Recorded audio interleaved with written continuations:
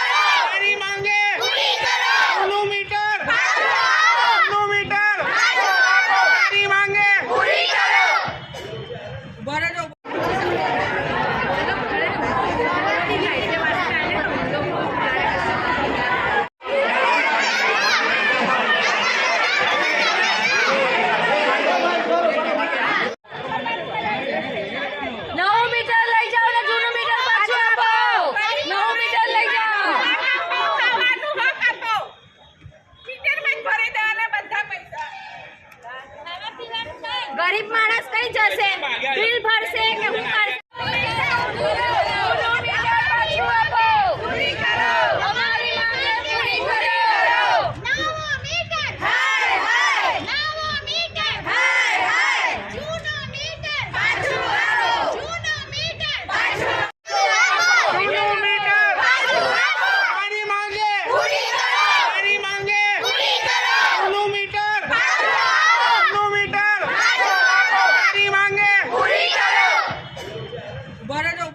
આજરોજ આમ આદમી પાર્ટી વડોદરા શહેર દ્વારા ઇન્ડિયા ગઠબંધનના ભાગરૂપે જે રીતે વડોદરા શહેરના તમામ નગરજનો પર એમજીવીસીએલ દ્વારા જે સ્માર્ટ મીટર પ્રીપેડ મીટર જે નખાવવાની કામગીરી કરવામાં આવી તેનો અમે સખત શબ્દોમાં વિરોધ કર્યો છે અને અમે માનનીય મુખ્યમંત્રીશ્રીને અમારી વડોદરા શહેરની પ્રજાજનોની ગુજરાતની જે વેદના છે એ વેદના માનનીય કલેક્ટર થ્રુ અમે મોકલવાનો પ્રયાસ કર્યો છે। ત્યારે એક બાજુ જુઓ કે સરકારની મૂળભૂત ફરજ શું છે કે સરકારની મૂળભૂત ફરજ છે કે દરેક વસતા દરેક નાગરિકોને વીજળી, પાણી અને ખોરાક જેવી જીવન જરૂરિયાતની ચીજવસ્તુઓ પૂરી પાડવામાં આવે।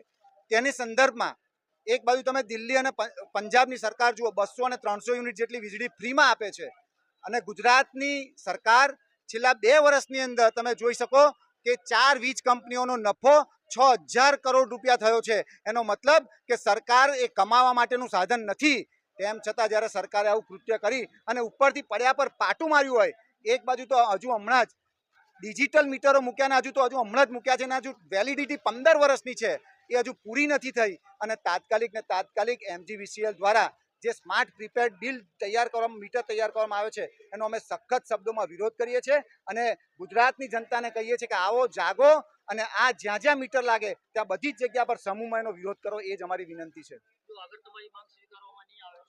જો નહીં આવે તો જન સમર્થનની અંદર જન આંદોલન ગાંધી ચિંધ્યા માર્ગે કરવાની પણ અમારી તૈયારી છે। વિરેન રામી, લોકસભા પ્રમુખ, આમ આદમી પાર્ટી। आया छो सेनी रजूआत लईने आया छो? जेतलपुर થી आया छे कमिश्नर ऑफिस में और हमारा घर में कलेक्टर ऑफिस में हमारे घर में कोई बिल भरवा वालू नहीं और हमारी पास मोबाइल है नहीं। पछी ये रोजना 170-160 रुपया कपाई जाए तो 3000 तो मारा अठवाडिये ना चाल्यो તો પછી અમે ક્યાંથી લાને ભરવાના? હા, ને એટલું વપરાશ નહીં. અમારે ફ્રીજ પણ 0 પર મૂકી છે, એક પંખો, બસ બીજું કંઈ નહીં અમારે. પછી આટલું બિલ ક્યાંથી ભરવાનું અમારે? હે, ગરીબ માણસ કંઈ કમાવા જઈએ અમે?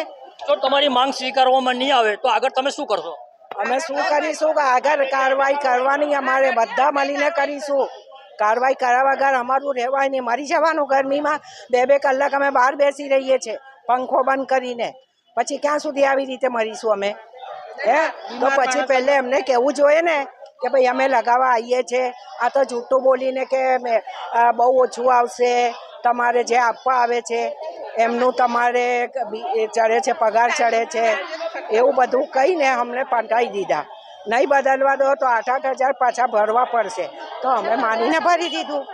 પછી એમને આવું ના કહેવું જોઈએ ને પછી અમને બિલ ધડાકા બંધ, લાઇટો બંધ કરે. પછી હવે તમે પૈસા ભરો તો કોણ ભરવા જાય ભાઈ? હું ઉંમરવાળી 2-2 કલાક લાઈનમાં ઊભી રહું. એટલે મહેરબાની કરીને અમારા 1200 ઘર છે જેતલપુરમાં, બધા મીટર બદલી કાઢો બસ. અમારા આપનું નામ? મેરા નામ કરીમન કાજી.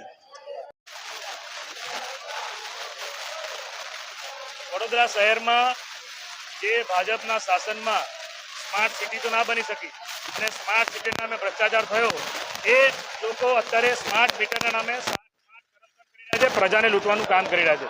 આવી ઉઘાડી લૂંટની સામે અમારો વિરોધ છે. આજે તમામ પક્ષો ભેગા થઈને કલેક્ટરશ્રીને આવેદનપત્ર આપ્યું છે. અમે એમને સમય આપ્યો છે કે ભાઈ તમે રાજ્ય સરકારમાં રજૂઆત કરીને 4 થી 5 દિવસની અંદર આવી કામગીરી તાત્કાલિક બંધ કરાવવી જોઈએ. અને આજે સ્માર્ટ મીટરના નામે લોકોને લૂંટવાનું કામ, કારણ કે સરકાર દ્વારા કોઈ પણ પરિપત્ર તેમાં પ્રજામાં તમારે પહેલાં જાગૃતતા લાવવાની જરૂર હોય. પહેલાં સમજાવો ને ફાયદા શું છે, એ તો કોઈ સમજાવતા નથી. અને ડાયરેક્ટ તમે પોલીસને લઈ જઈને સીધું ઠોકી બેસવાની વાત છે. તો આ લોકશાહી નથી, આ હિટલરશાહી છે. એના વિરોધમાં આવેદનપત્ર આપ્યું છે. આગામી દિવસોમાં જો આ અમારી માંગણી સંતોષાય નહીં તો ગાંધીજીના માર્ગે આંદોલન કરવાની ફરજ પર. મોંઘવારીની બેરોજગારીથી પીસાતી હોય ત્યારે પ્રજાને રાહત આપવાની જગ્યાએ આ રાજ્યની ભાજપ સરકાર પ્રજાને લૂંટવાનું કામ કરી રહી છે. એના વિરોધમાં અમે આવેદનપત્ર આપ્યું છે કે આવા જીઈબીના જે સ્માર્ટ મીટર, વીજળીના નામે સ્માર્ટ મીટર લાયા, કાલે પાણીના નામે મીટરો લાવશે અને પછી એવું કહેશે કે શ્વાસ લેવાના પણ મીટરો થશે. એટલે આટલી દાદાગીરી તો ના હોય. સરકારે ચૂંટણી પછી આજે નિર્ણય લીધો છે, એનો મતલબ કે પહેલાં એ ગભરાતા હતા, લોકો વોટ નહીં આપે માટે ચૂંટણી પછી આજે આવા નિર્ણયો લીધા છે. પરંતુ પ્રજામાં જે સ્વયંભૂ રોષ અને વિરોધ છે એ બાબતે કોંગ્રેસ પાર્ટી અને ઇન્ડિયા ગઠબંધનના તમામ પક્ષોને ચિંતા છે અને એ બાબતે અમે રજૂઆત કરી છે. ડિજિટલ મીટર નાખ્યા છે એ બિલકુલ કોઈને ખબર પડતી નથી. એની બીજી વસ્તુ કે એમાં બિલ કેટલું આવે કોઈને ખબર પડતી નથી. એ લોકો સ્માર્ટ મોબાઈલ છે નથી, બરાબર ડિજિટલ મીટરમાં નાખી છે. એ લોકો બીજાની ગાડીમાં હાથ નાખે ભાઈ મેં કોઈ રિચાર્જ કર દે, ભાઈ તો ભાઈ મેં કોઈ રિચાર્જ કર દે. એ બી 10-20 રૂપિયા રિચાર્જ કરવા માંગે છે.